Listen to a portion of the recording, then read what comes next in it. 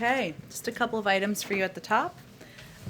President Biden believes that the surge in gun violence and violent crime that has affected communities across the country over the last year and a half is unacceptable.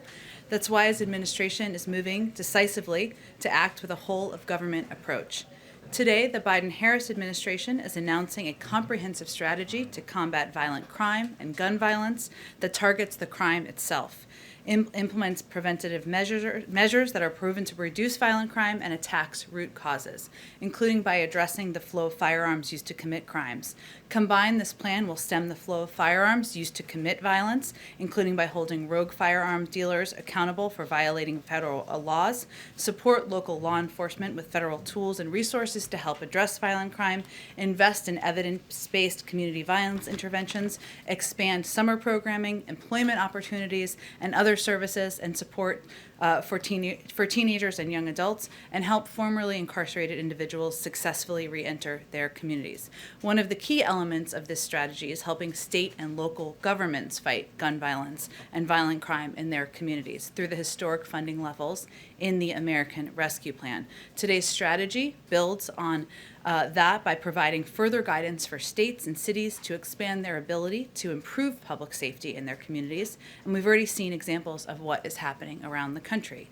In Philadelphia, Mayor Kenney is using funding from ARP to address gun violence, reform and improve the police department, and invest in violent interruption programs. In Albuquerque, Mayor Keller plans to spend $3 million to expand the city's gunshot detection system, and millions more to recruit police officers and refurbish station houses. In Akron, Ohio, Mayor Horgan has proposed $20 million to reduce community and youth violence through employment training and opportunities, as well as recreation assets. I'd also note today, and obviously the President will speak to all of this later this afternoon, today the Vice President will hold a listening session with leading civil rights and voting rights groups from across the country following the Senate vote on the For the People Act just yesterday.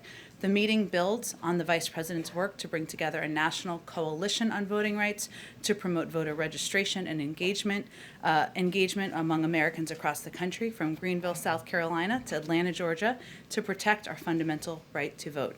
She will drive the message that the fight is not over and that the President and the administration remain committed to ensuring that all Americans have access to the ballot. Finally, I do have one more thing. Tomorrow, the President will travel to Raleigh, North Carolina. Some of you may be on that trip, as our administration continues to work to continue encouraging vaccinations across the country, ensuring every American knows just how to ensure it is easy to get vaccinated.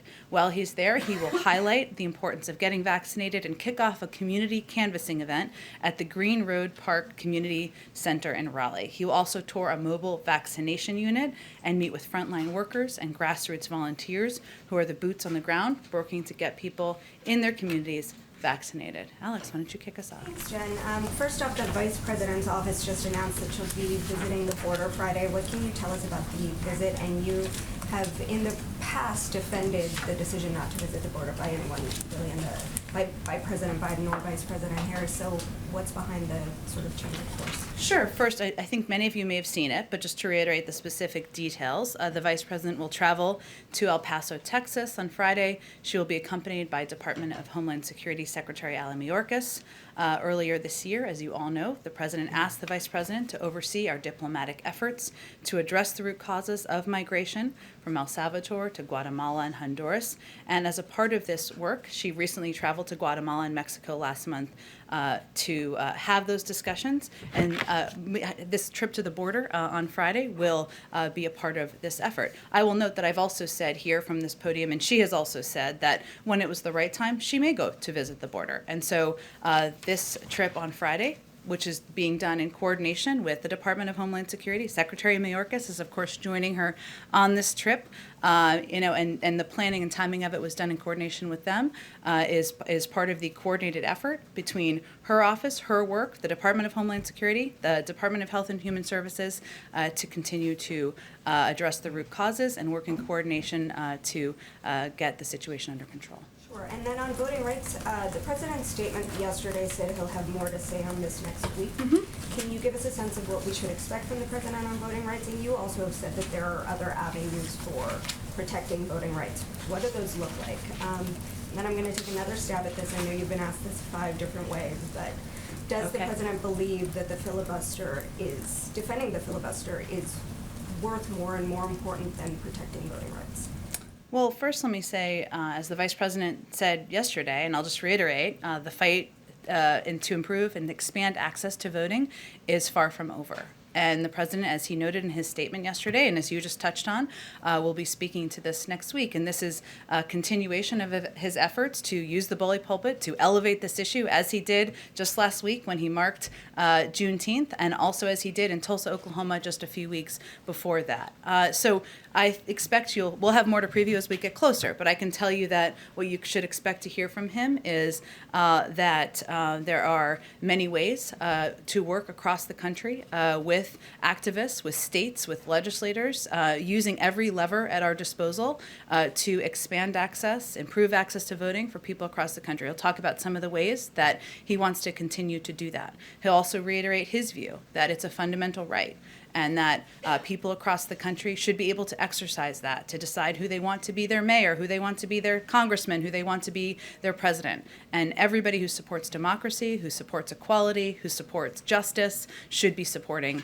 in improvements to our voting rights laws. And one more last one on this conversation around crime. How should the American people measure success for President Biden on crime?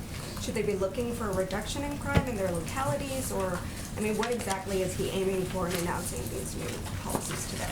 Well, that certainly is the goal, of course. But I would say, Alex, that what the president has watched closely is that there has been, of course, an increase in violent crime, gun violence specifically in a lot of communities, over the last 18 months.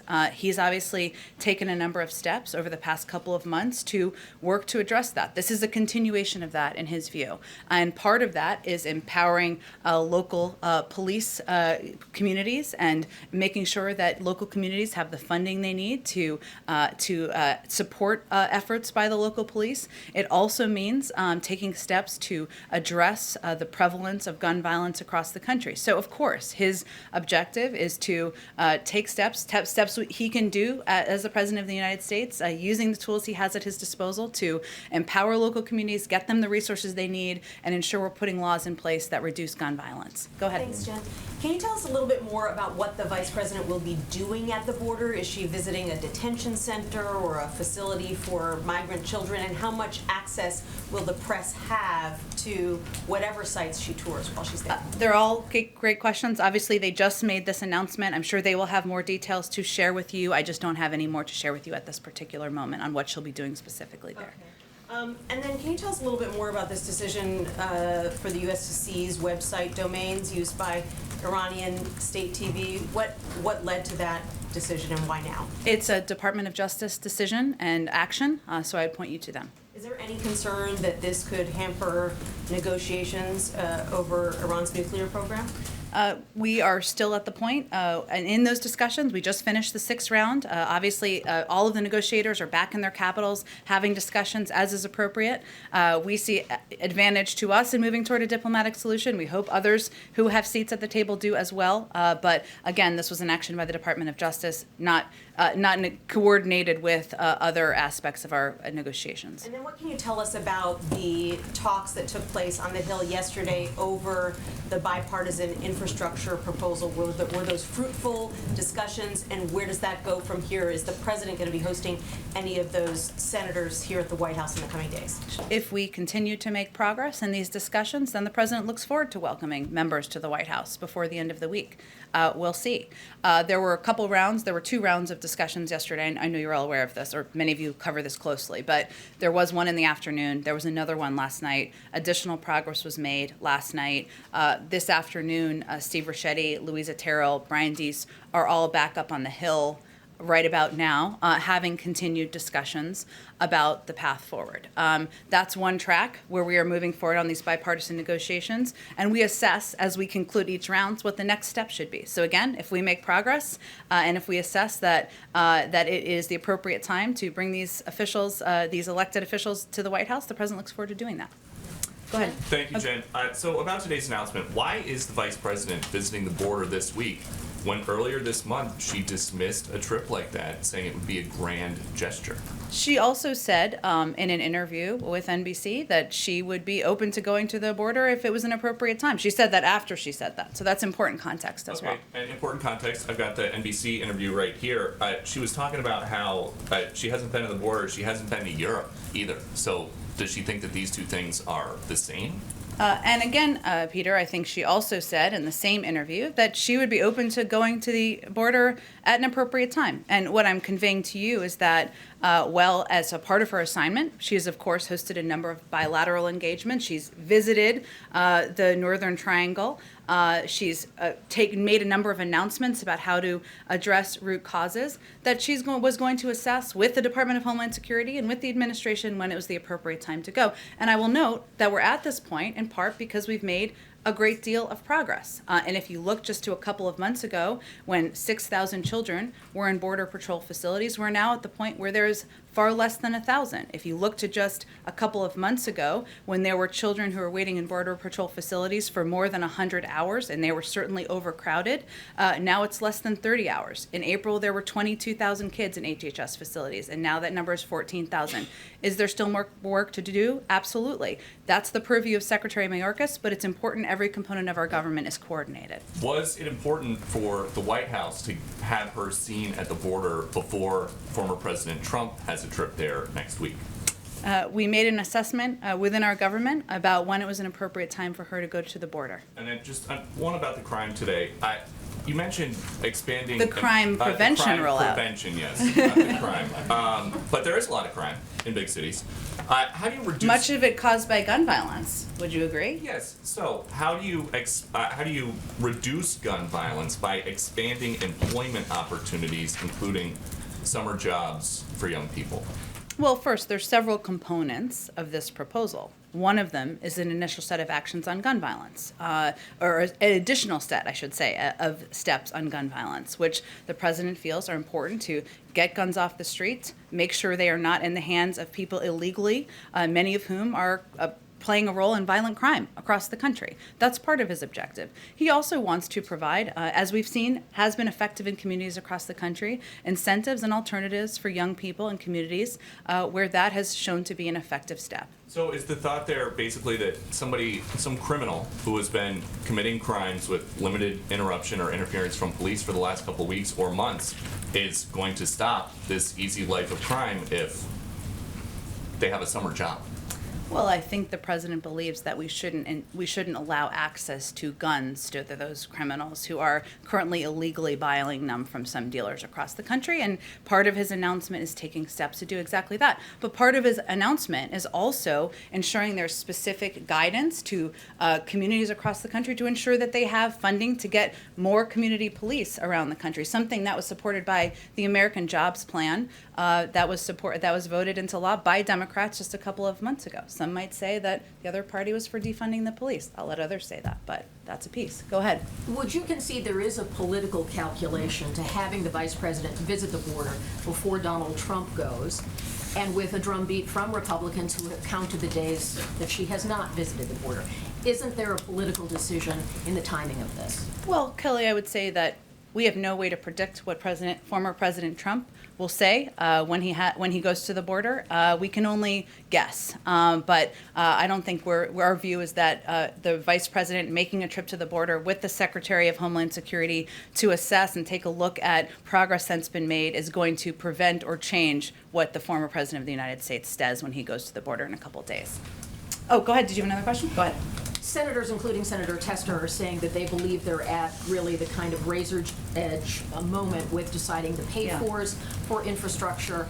Can they go forward? Do you feel that there is the possibility of some kind of a development within the next 24 hours? Would you agree with that sense of the timing? And is there anything new that the White House has offered for paying for these infrastructure programs that we have not learned of from you before? Well, there's no question, as you know, it's much easier to negotiate with Congress when they're in session. So we're certainly hoping to make progress over the next couple of days. I'm not going to put it 24, 48. There's a couple more days in the week, and we're hopeful to make progress. If we see progress continue to be made between our discussions with our members of our senior team and members, then we look forward to welcoming Democrats and Republicans here to the White House to meet with the president.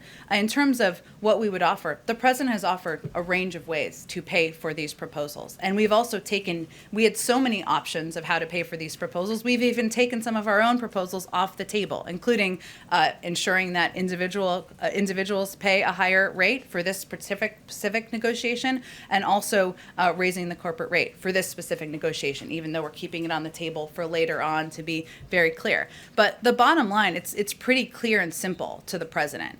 The choice for him on the pay-fors is, are you going to ask Americans who are just trying to go to work, just trying to drive their cars to work, drop their kids off at school, to pay more through a gas tax? Or should the wealthiest Americans pay what they owe in taxes? To him, that's a pretty clear, no-brainer choice. That's part of the discussion, though. Go ahead.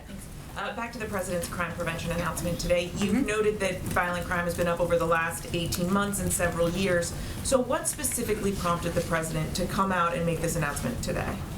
Well, there's a policy process that has been underway for the last couple of weeks and months even. We've had a series of announcements, as you know, over the past several months on gun violence prevention. Obviously, there was funding in the American Rescue Plan to support keeping cops on the street. And there are several components that were just prepared to be announced.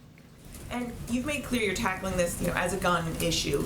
The president has urged Congress to take action on this. We have seen very little movement on the Hill. It's been years since we've seen sweeping gun reforms out of Washington. What is the president's message then to Americans who are concerned about rising crime in their communities? In order to achieve real progress, do they have to wait for Congress to act?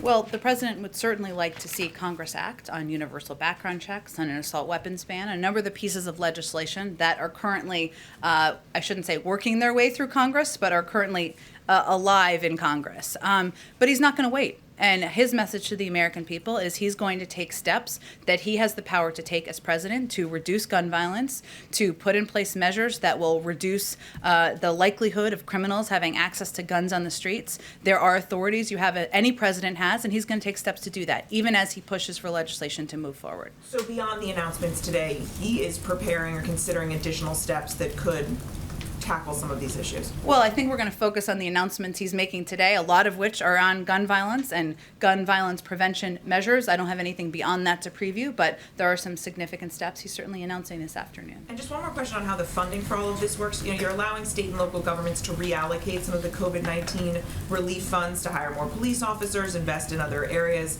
to combat this rising crime. But when Republicans pitched that idea to try and pay for some of an infrastructure plan, the White House said that money was already allocated. So what's the difference? Well, the money was always allocated in state and local authority to state and local governments. One of the authorities they could always have taken was to ensure there were more cops on the beat, more police in place, and that's something we have always said was a part of the plan and the proposal. I don't know why Republicans opposed that or why that would have prompted them to vote against the package.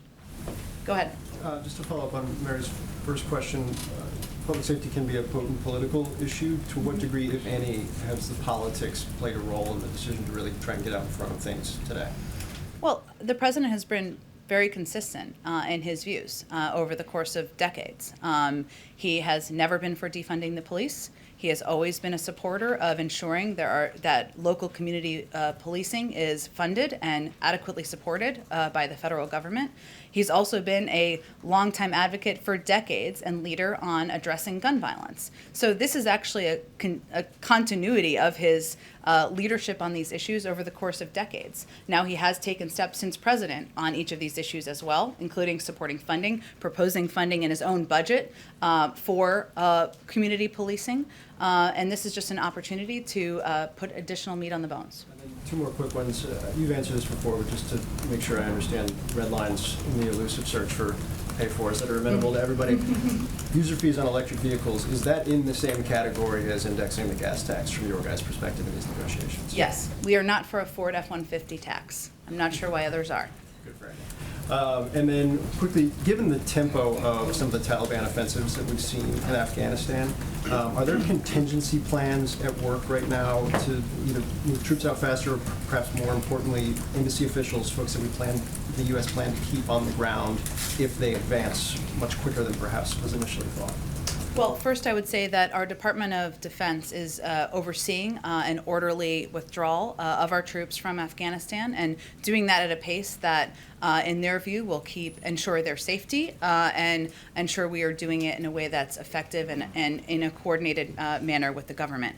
I will say that, while in general we are seeing elevated attacks on DSF and Afghan government versus a year ago, we have not seen an increase in attacks on our military presence since February 2020. And we also assess that had we not begun to draw down, violence would have increased against us as well after May 1st, because that was what the Taliban was clearly conveying. So the status quo, in our view, was not an option.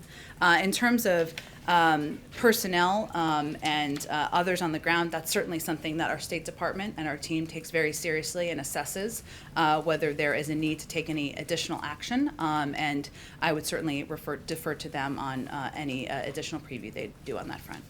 Go ahead. Thank you, Jen. We understand that the administration plans to replace the Fannie Mae and Freddie Mac's federal regulator after the Supreme Court ruling that has now made it easier for the president to install his preferred overseer. Do you have a comment on that? That's correct, given the Supreme Court ruling this morning, but I don't have any timeline for you on when that nomination will be made. Are there any preferred candidates? I don't have any candidates to preview. When we're ready to announce one, we will announce one. Okay. And any comment on on Russia firing warning shots and dropping bombs to chase a British warship out of the waters? Moscow now claims that in the Black Sea that they claim belongs to Russia. I would point you to the British. We don't have any more comment on it from here. And one question on voting rights. We've been kind of talking to a lot of voting rights and civil rights activists who are saying that the president isn't just simply doing enough on the issue and is betraying black voters who actually helped him get into the office by not doing absolutely everything he can. And he's instead spending his time negotiating infrastructure with Republicans. How would you respond to that criticism? Who's saying that? A lot of civil rights activists and voting activists. Like who? We've spoken to several groups and outfits. I mean, I can reach out to you with names after the briefing. Sure. That sounds good. Okay, go ahead. Thanks, Jen. A number of lawmakers have asked the administration to extend the federal moratorium on evictions, which expires at the end of the month. Is that something the administration is considering, and why or why not? Sure. Well, let me first say that would be a decision. The decision to extend the eviction moratorium will be made by the CDC based on public health conditions, and we certainly wouldn't get ahead of their assessment. As you know, the eviction moratorium expires on June 30th, hence I think your question. It was always intended to be temporary, and the president remains focused on ensuring that Americans who are struggling through no fault of their own have an off-ramp once it ends. Hence, we've also worked to take additional steps to ensure people are getting the support they need to stay in their homes, whether they are renters or homeowners. But we'd certainly defer to the CDC on their decision and their timeline. Go ahead. Thanks, Jen. The Miami Police Chief, Art Acevedo, expressed concern, disappointment that his association wasn't invited to the discussion. His association represents dozens of the largest city police forces, the major cities chief association. I just wanted to ask why the group wasn't invited, considering the role that they would likely be part of it. Well, I think as we were putting together the roundtable that the president is taking part in today, we tried to have a diverse group of individuals representing a range of interests from across the country who have all played an active and vital role in addressing crime and crime prevention across the country. It is not meant to diminish anyone, including the individual you mentioned, and I'm sure we will be closely engaged with them and others who are not a part of this roundtable. One more question Sure. on the crime and gun prevention effort. This effort involves redirecting some of the relief aid to these measures, and it gives wide latitude for spending that money in certain areas. But the Biden administration largely opposed redirecting relief funds for infrastructure projects. There were some limited exceptions, water and sewer, but why was it not okay for infrastructure or limited for infrastructure, but it is more okay for this area? I think this is similar to the question Mary just asked. I mean, it has always been the case that ensuring funding was used by state and local authorities to keep cops on the beat was always a part of what was allowed in the parameters of the spending. And that is something that a number of communities, as I outlined at the beginning, did take the steps to do. So this is just giving additional guidance on how to use the funds. Go ahead. Thanks, Jen. On the meeting later today between Chuck Schumer, Nancy Pelosi, and White House officials, what is the White House's message to them going to be with regard to the infrastructure talks? Are you going to insist on continuing going down the bipartisan route, or is this going to be a decision point where they may sort of kick the tires and go ahead with reconciliation on that? Well, we've always seen this, or seen this for some time, I should say, not always, as a two-track strategy, right? So there are different discussions and negotiations happening today. One track, the American Jobs Plan, or big components of it, is a part of the infrastructure negotiations that we're discussing. Steve Ricchetti, Louisa Terrell, Brian Deese, right now with members who are part of that bipartisan discussion. Later tonight is a discussion that will also include Shalanda Young, also include Susan Rice and others. That's a discussion in part about the budget reconciliation process, the second track. And that track will include the American Families Plan and components that are not a part of the negotiations. So we've been saying two tracks. Today is an example of two tracks actually moving forward at one time in one day. Which track is moving more smoothly right now? They're both moving at a rapid pace. They're both moving. We know that we're at a later stage, obviously, in the bipartisan negotiations. You all know that. And obviously, we want to make progress over the next couple of days. We're in an earlier stage of the budget reconciliation process. That's because that's how that process works. But it's important to keep both tracks going. And then just one more for you on, I just wanted to follow up if you had any answer from yesterday about whether President Biden discussed interest rates with Fed Chairman Powell and other financial regulators. The interest rates, as you know, are under the purview of the Federal Reserve. I gave you an overview of what was discussed in the meeting and don't have anything else to add to that. On the For the People Act, you said this week that it would be the fight of this presidency. The president said last night the fight is not over. Now that the Senate has put itself on the record, how do you see this fight playing out in the 117th Congress on the floor? Is it going to be won on the floor before the end of this Congress? We'll see. I don't think we can assess that quite yet. And I think what's important to know is that the president's going to keep fighting for federal legislation. The vice president is going to keep fighting for federal legislation. Leader Schumer and others have also made clear, I think, on the floor last night, they're going to continue to look for paths forward. We will see what that looks like, but we're still assessing that in the coming days. What the president will also talk about, though, next week is not that fight, but also what we can do in states around the country, what we can do through a range of the authorities that the federal government has. Because for all of these, our objective is to make it easier to vote, make it more accessible to vote, and there's a lot of ways to do that, even as we're continuing to fight for federal legislation. I want to ask you another question about the border. You said that a great deal of progress has been made. Border Patrol statistics show something close to 900,000 interactions or encounters on the southwest border so far this fiscal year, 170,000 odd per month, the last 3 months. Is that where you're measuring progress? You spoke of the unaccompanied minors, but what about the influx of people? The vice president was tasked with the diplomatic efforts there. Has that been successful? And how are you measuring that success? Well, first, I think the vice president has made a number of announcements about coordinated efforts with countries in the region, in the Northern Triangle, through her leadership in that area. And we'll be able to assess over time what it looks like in terms of migration numbers. I was pointing to the fact that a couple of months ago, we were looking at very overcrowded Border Patrol facilities. We were looking at kids waiting for far too long in those facilities, and there being a timeline of getting kids to vetted family members that wasn't up to our bar. There has certainly been progress made in that regard, but the work is ongoing. Go ahead. Thanks, Jen. My colleagues are reporting that the U.S. intelligence community concluded last week that the government of Afghanistan could collapse as soon as 6 months after the American withdrawal. is completed.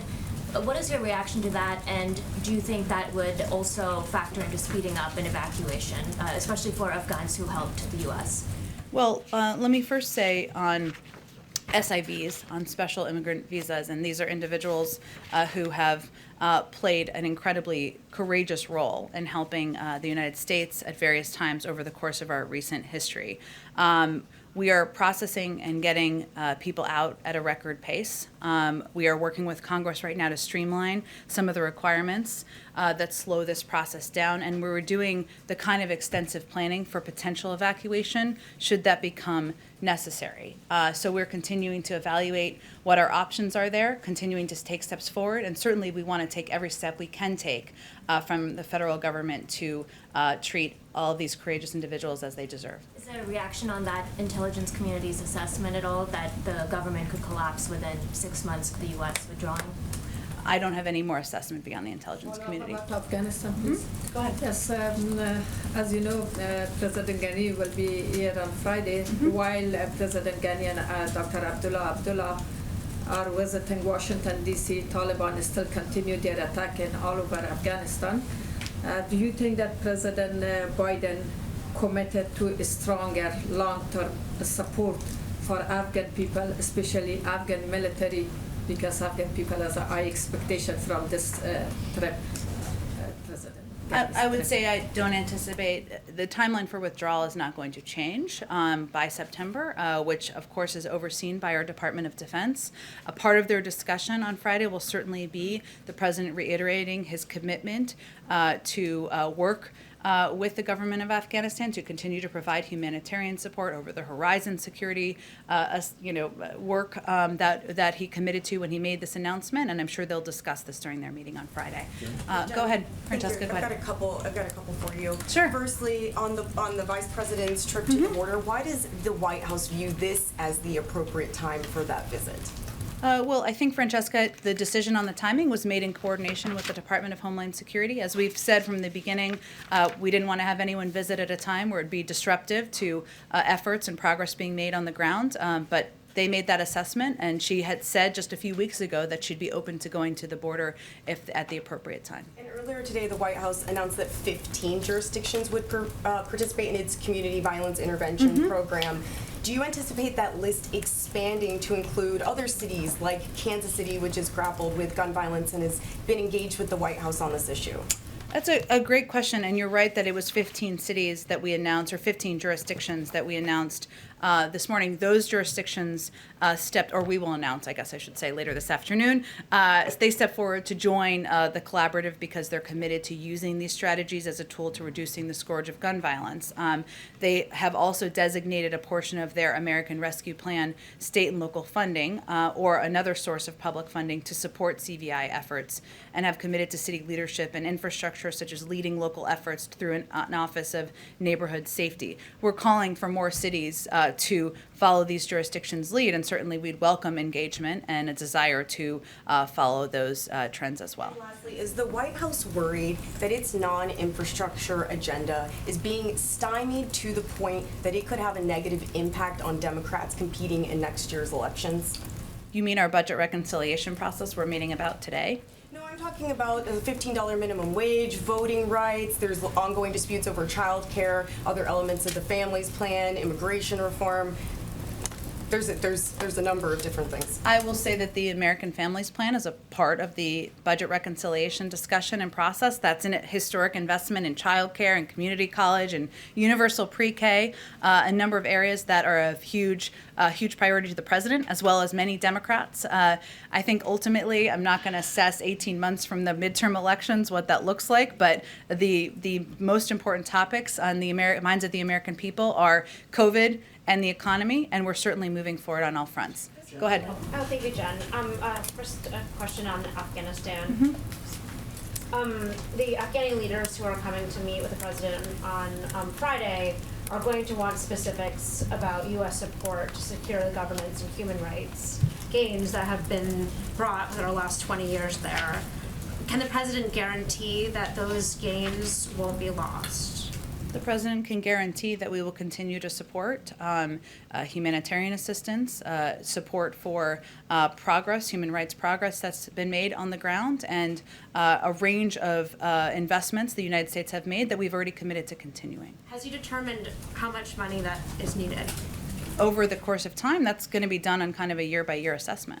Sort of in the next year then? Is there any sort of estimate there? Beyond our budget, I don't have anything more beyond our budget. On crime, I just wanted to ask quickly if you could give us any details about who helped shape the president's crime plan.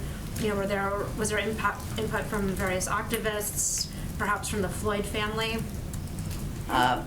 It was certainly driven, of course, by the President of the United States, who oversees all of our policies here, and driven by policy leaders within the government, from Susan Rice, Cedric Richmond, a number. There's obviously economic components, Gene Sperling, Brian Deese, and they certainly do assess and engage with a range of activists and leaders around the country. But I don't have any more detail to read out for you.